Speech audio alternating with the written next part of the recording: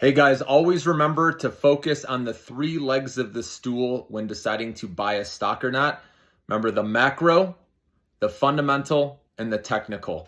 So the macro, I like the backdrop, as you know, right now with an interest rate cut likely in September.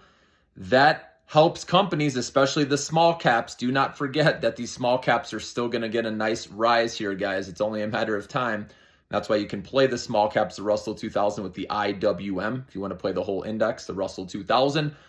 But when these small companies, right, they need to raise capital, and when they're able to raise capital at a lower interest rate, then the money that they save, right, helps their bottom line, right? It helps them raise capital at lower costs, and maybe they won't have to dilute shareholders as much. So, and it helps with their valuations as well. So these are reasons why small caps benefit from an interest rate cut, if you were wondering.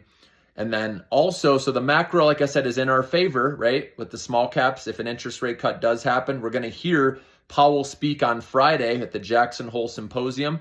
So we want to pay attention. Hopefully he can say something about an interest rate cut, and that will get, the small caps flying. But like I said, the writing is on the wall. The data for the most part is coming in weaker than expected, where they can at least do a quarter basis point interest rate cut. Okay, so macros in our favor. Then you want to look at a stock, right? The fundamentals, obviously. Did they beat on their earnings? Are they raising their guidance?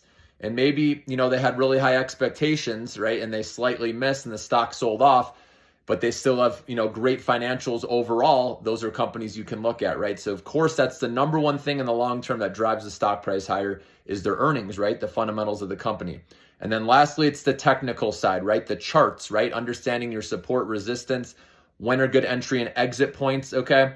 And is the stock at support or is it bumping up against resistance? I don't like buying stocks, first off, that are at all-time highs, but also if a stock is already ripped and it's sitting at resistance, right? That's not the time usually to go big. You can always, if you think it's going to break out, if it's hit resistance several times, right? Then you can, of course, try a small position, right? Always have a stop limit, as you know, right? Because the best time is obviously if it comes back down to support, right? You can catch it. That's where you can get the most upside when it bounces off support and then goes back up, right, to that resistance level. And then if it eventually breaks, you can also buy, right, when it breaks above resistance for confirmation that it's a bullish trend upward. So obviously, there's different ways to play it, right? But anyways, you want to look at the technicals too. That matters when deciding to buy or sell a stock. So remember the three legs of the stool: the macro, the fundamental, and the technical. If one of those legs falls out, right, you fall off the chair. And so that's why you got to have all three aligned to know you're in a good stock or playing it at the right time.